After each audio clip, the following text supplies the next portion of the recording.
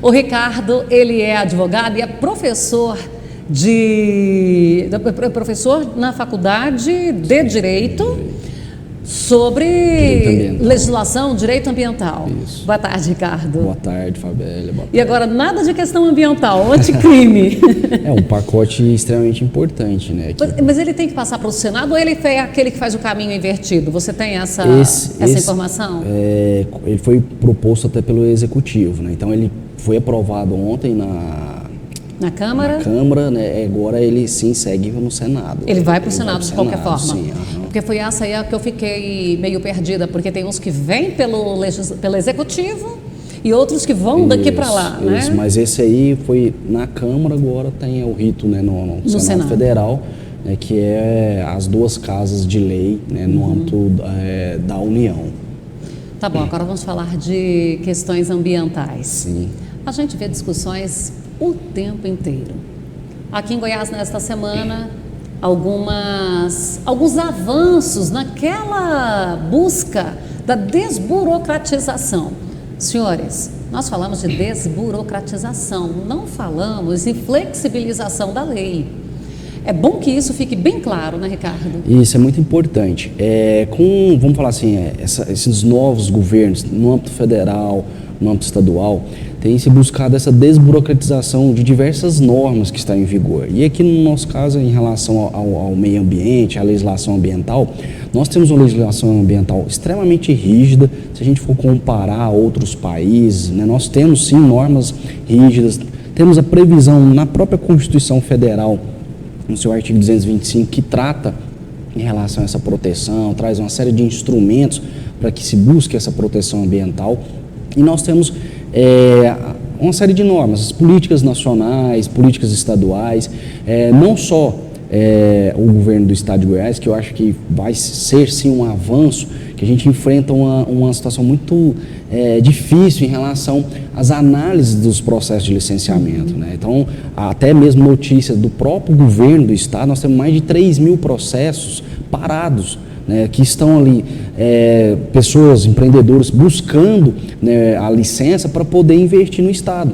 E aí, muitas vezes, além, né, do empreendedor não poder iniciar a sua atividade, o estado também perde, porque a gente deixa de ter, né, investimentos aqui no nosso estado com novos empreendimentos, com ampliações de novas atividades, né? Então isso aí é muito importante. E com essa visão moderna, né, do atual governo do estado de Goiás, e até mesmo da própria secretaria, né, que é uma pessoa extremamente antenada, houve essa propositura, né, que foi depois de diversas discussões, audiências, teve uma consulta pública online, né, houve essa semana, né, essa aprovação, né, dessa PL, desse projeto de lei lá na Assembleia Legislativa de Goiás, instituindo, né, essa política estadual, né, de licenciamento ambiental aqui do estado de Goiás, trazendo de uma forma mais fácil de se buscar a licença ambiental. Então, como você bem disse, é muito importante deixar evidenciado que não se busca flexibilizar. Temos uma atividade de risco, vamos deixar que seja feito, né, o empreendimento, realizar essa atividade de qualquer forma. Não é ser irresponsável. Jamais, até porque, né, nós temos dentro dessa política ambiental, né, alguns princípios. O que se busca é o que? A preservação ambiental, tanto para nossas gerações atuais, como para as futuras. E a gente é cobrado, né? Quando eu falo a gente, o Brasil, o Estado, ele é cobrado. A gente tem uma série de investimentos, há uma série de tratados, né, que o Brasil, né, tem com outros estados e que a gente tem que cumprir. E em relação a essa questão do licenciamento, eu vejo com bastante avanço, e isso é muito importante, porque a gente vai conseguir destravar muitas coisas. Inclusive, recentemente nós tivemos, né, o Web Outorga, o Togo Web, que é justamente o quê? Um procedimento para a liberação. Isso no estado? No estado de Goiás, né, um avanço, tudo de forma digital. A ideia, com essa política estadual agora, com essa política de licenciamento aqui do estado, para que se passe todo o procedimento via digital, que isso aí acaba acelerando as análises, né, que é muito importante. A gente verifica uma série de empreendimentos travados.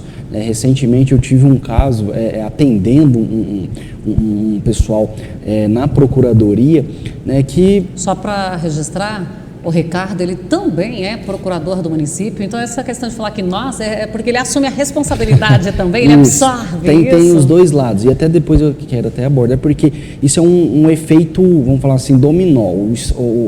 O atual governo federal com o Bolsonaro, com o Ministério do Meio Ambiente, tem essa visão da desburocratização, né, do licenciamento. Isso está refletindo aqui no estado de Goiás e, obviamente, vai refletir aqui no município, até porque o município também é um órgão que tem a competência para o licenciamento. Algumas regras próprias ali. Isso. Então, assim, tem várias atividades que a gente não vai ao Estado, a gente vai até a Secretaria Municipal de Meio Ambiente buscar a licença ambiental. E como eu estava dizendo, é um empreendimento aqui do município que há mais de ano tinha feito o pedido de outorga para aumentar a capacidade, né, da exploração do recurso hídrico, mais de ano travado, deixando de investir no município, porque ele não poderia ampliar a sua produção. Então, assim, isso aí acaba que todos perdem. O Estado, o município, deixa de arrecadar, deixa de gerar emprego. Então, assim, a gente tem que ter uma política, né, de desenvolvimento sustentável, em que a gente busca, obviamente, a proteção, a preservação ambiental, mas que não causa um entrave no desenvolvimento econômico. E é o que se busca agora com essa nova lei de licenciamento, né, justamente alguns procedimentos para desburocratizar, né, criando alguns mecanismos para acelerar esse procedimento de licença ambiental. Então a gente tem uma série de procedimentos, né, muitas vezes a gente tem que, alguns empreendimentos, seguir algumas etapas, né, e vai continuar seguindo? Vai seguir. Agora, o que se busca principalmente é o quê? Naquele prazo de análise, no caso do órgão ambiental estadual, que ele seja um prazo mais reduzido, que com isso a gente consegue, obviamente, acelerar, né, as atividades, o início das atividades ou de qualquer empreendimento que será instalado aqui no estado de Goiás.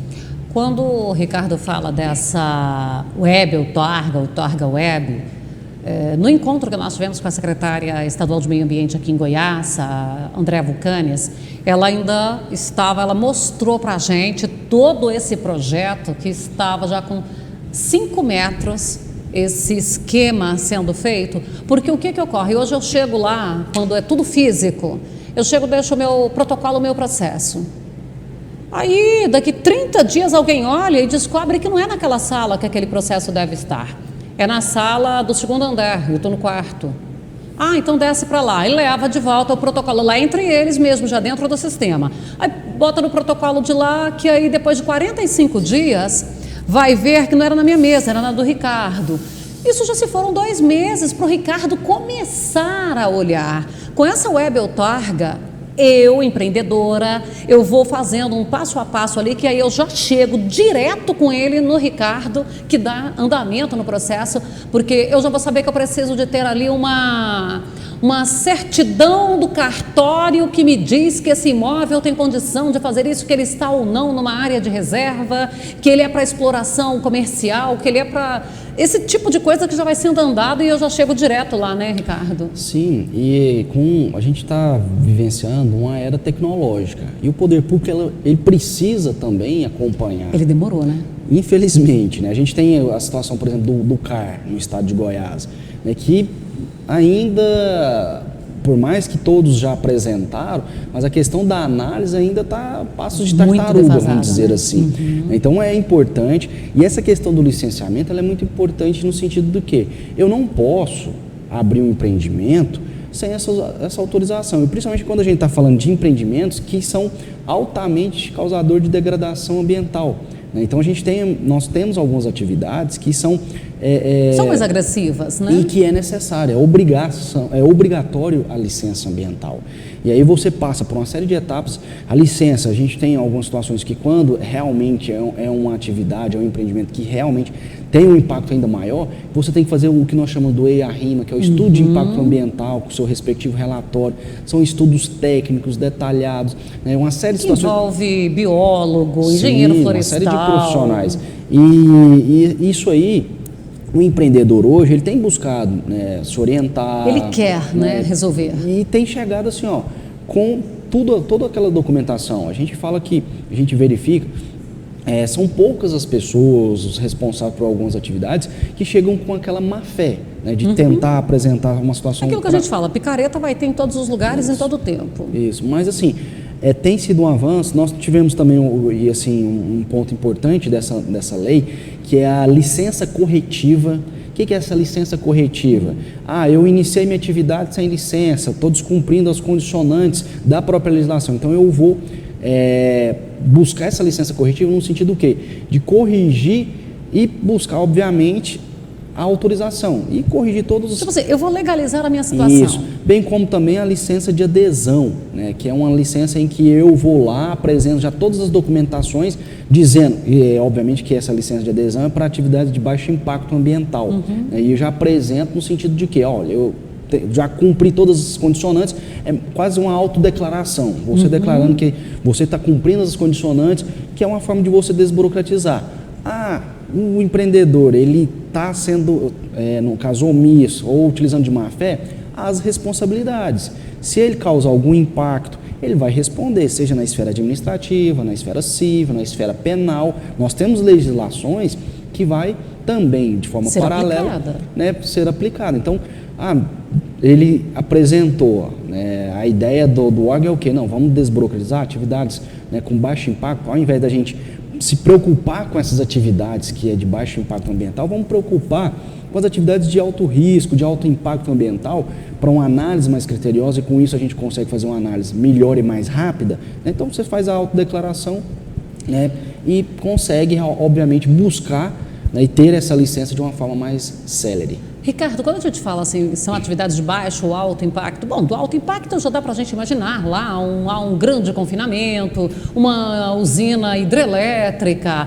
De usina hidrelétrica, por exemplo, eu já vi eia dessa grossura, RIMA, sabe? É um absurdo ali. Não é absurdo, é muitos detalhes, é como você falou, que tem que fazer todo um levantamento de fauna, flora, o que vai ser perdido, o que vai ser reposto, enfim.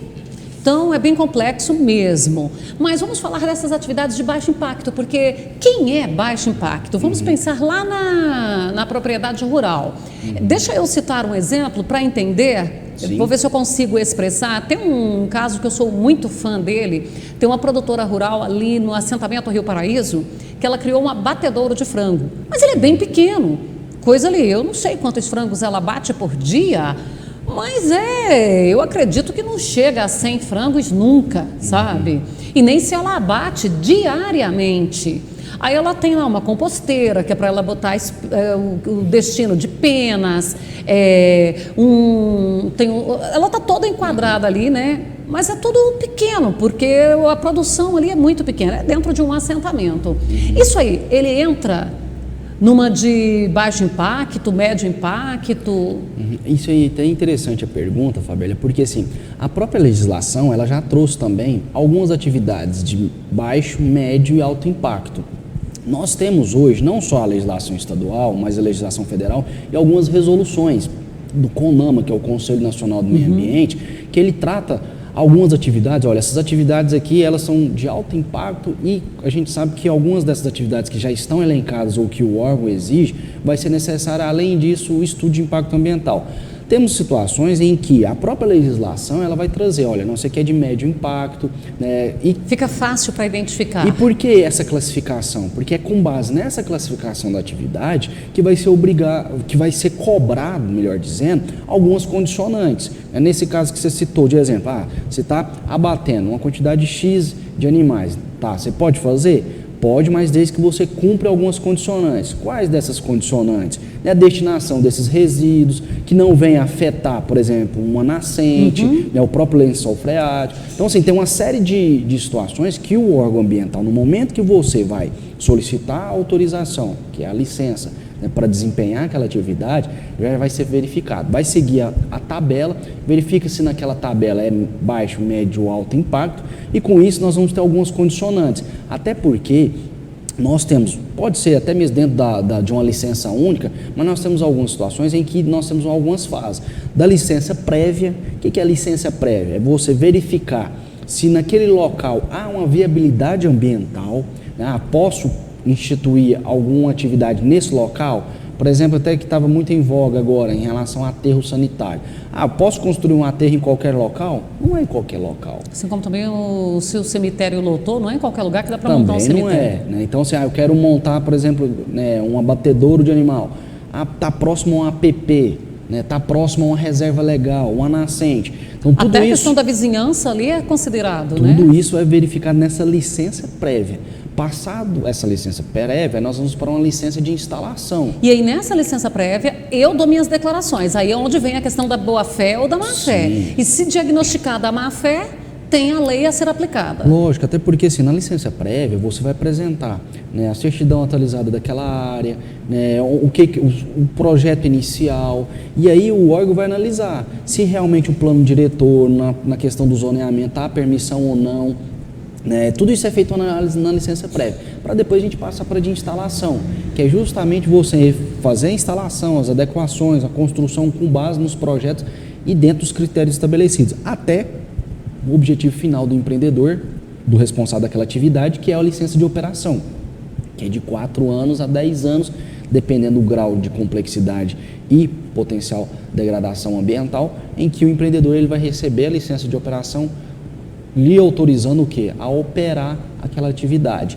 Então, assim, o que eu vejo hoje, isso é um grande avanço, porque a gente sabe que no estado, e não só no estado de Goiás, não só o órgão ambiental estadual, mas a gente sabe que muitos órgãos ambientais enfrentam uma dificuldade com o material humano, com a infraestrutura, e tudo isso vai refletir numa análise. Então, se eu não tenho pessoas para analisar, se eu não tenho equipamentos, se eu não tenho uma infraestrutura adequada, isso vai acarretar uma demora na análise dos pedidos, não só de licença, porque não é só licença, a gente tem, no caso o órgão ambiental, a fiscalização, outros procedimentos administrativos. Então eu acredito que com essa lei e também assim, simultaneamente, porque uma dessas propostas do governo não é só criar, porque você tem só uma lei só no papel, é muito bonito, mas e o operacional? E é aí que eu acho bastante importante que o Estado tem buscado a informatização, buscando digitalizar os processos existentes e informatizar, ou seja, todos os procedimentos a partir de então a gente fazer tudo eletronicamente, que é o que você citou, que acontece muitas vezes. O processo vai para um órgão, para um departamento do órgão, de repente vai para o outro, fica aquele jogo de empurra, ou às vezes aquele ping-pong. Com o procedimento digital, não. O próprio sistema ele já vai seguir todo um rito até chegar à fase final. E com isso a gente vai conseguir, obviamente, destravar muitos procedimentos, que é um dado bastante alarmante, que é esses mais de 3 mil processos travados na Secretaria Estadual de Meio Ambiente aqui. Hoje, qual é a orientação para o produtor rural, para aquele que quer implementar e para o empresário urbano, que às vezes ele quer fazer uma ampliação, ele já está na área, ou nessa questão da regularização, porque como você falou também, tem as alterações da lei. Aqui em Jataí tem um posto de combustível que ele está passando por uma reforma, que eu imagino que essa reforma também vem a fim de se adequar, porque é um posto muito antigo, certamente tem algumas coisas que já não estavam mais cumprindo, e certamente agora ele vem muito mais moderno, né? Sim. Assim, eu costumo até dizer muitas vezes que no Brasil algumas coisas acontecem que é até interessante. Muitas vezes o governo te oferece linhas de crédito para você ampliar, para você empreender, e aí você precisa da autorização. E aí quando você chega para a autorização, você cria uma série você enfrenta uma série de barreiras, de entraves, e você fica travado. Eu tenho aqui a possibilidade de ter um recurso, mas travo aqui porque não é analisado, não tem. O que eu vejo que é muito importante e que está, obviamente, o produtor hoje está muito antenado, né, o empresário, é principalmente buscar o quê? Uma consultoria, um auxílio de profissionais da área, até porque a gente está falando muitas vezes, por exemplo, de licenciamento ambiental, que é uma série de profissionais. Muitas vezes você vai precisar de um engenheiro, né, um engenheiro florestal, um agrônomo, um biólogo, né, que conhece, né, de forma técnica, né, dos assuntos para seguir alguns requisitos. E quando a gente passa para empreendimentos que aí é necessário estudos mais detalhados, como o EIA-RIMA, que aí é necessário realmente profissionais ainda mais qualificados, o empreendedor, o produtor, ele precisa estar antenado a essa questão e buscando esse auxílio. Creio eu que com esses avanços, com esses novos procedimentos que estão sendo inseridos aqui no estado de Goiás, a gente vai conseguir, obviamente, destravar. E aí a gente pode não mais ficar, né, perdendo tempo muitas vezes, vamos a Goiânia, fala com o superintendente, fala com o secretário, não, no próprio sistema, né, vai ter. Até porque a gente tem hoje na própria legislação um prazo de análise. E foi interessante que nessa política estadual, vamos dizer assim, do licenciamento, eles inseriram e diminuiu esse prazo de análise, colocando o quê? 8 meses para o órgão ambiental analisar, quando for uma atividade de alto impacto, que aí é necessário o estudo de impacto ambiental. Então, 8 meses é até um prazo razoável, até porque quando a gente fala de estudo de impacto ambiental, a gente está falando de estudos técnicos, e que às vezes a gente vai encontrar estudos que são extensos, né, de atividades muitas vezes, que é necessário uma análise, passa por audiências públicas, uma série de procedimentos. E diminuiu para 4 meses quando não é necessário a apresentação do estudo de impacto ambiental. Boa parte das nossas atividades, a gente fala de atividades que não é necessário do EIA-RIMA. Então, 4 meses, um prazo até razoável, né, hoje em dia, para que a gente consiga a licença e com isso o empreendedor, ou para ele passar por aquelas fases, como eu falei anteriormente, da licença prévia, de instalação e operação, ou no caso de licença única, já obter, né, com toda a apresentação das documentações, já obter a sua licença e com isso tendo a autorização para poder desempenhar suas funções, né, desempenhar suas atividades, né, e obviamente isso aí vai refletir economicamente no nosso país. Vale destacar também, Fabíola, nessa questão da própria legislação, dessa lei que foi aprovada agora, essa semana, na Assembleia Legislativa, uma possibilidade como se fosse uma autodenúncia, que você mesmo vai lá e apresenta, olha, eu estou incorrendo em algum tipo de vamos falar assim, de discordância. Isso é interessante, que vai gerar vamos dizer, uma anistia em algumas questões de multas, né? Então, há uma previsão, isso aí também é um avanço, até porque não é também, voltando a dizer aqui, vai flexibilizar, vai deixar com que o empreendedor, né, desmate ou cause impacto. Não é isso. É justamente para o quê? Identificar realmente esses impactos, essa degradação, né, essa situação, né, frente ao meio ambiente e buscar o quê? A cobrança do empreendedor para que ele possa seguir algumas condicionantes que recupere, restitui, né, a área. Então, isso aí é um ponto também importante que foi elencado nessa legislação, como algumas tabelas de valores, né, na busca do licenciamento, né? Então, a lei, ela avançou bastante. Nosso tempo está esgotado, eu quero agradecer sua participação conosco, vamos voltar a falar sobre isso. Só para a gente registrar, a MP do Agro foi acatada e lá, dentro da MP do Agro, foram acatadas 15 emendas do deputado Jerônimo Gergen, que é um dos defensores disso aí, quando o Ricardo falou aqui ainda sobre as questões de prazos. Na Lei de Liberdade Econômica tem 90 dias, mas daí a gente está falando de alvará, e o alvará está ligado também a essa questão ambiental.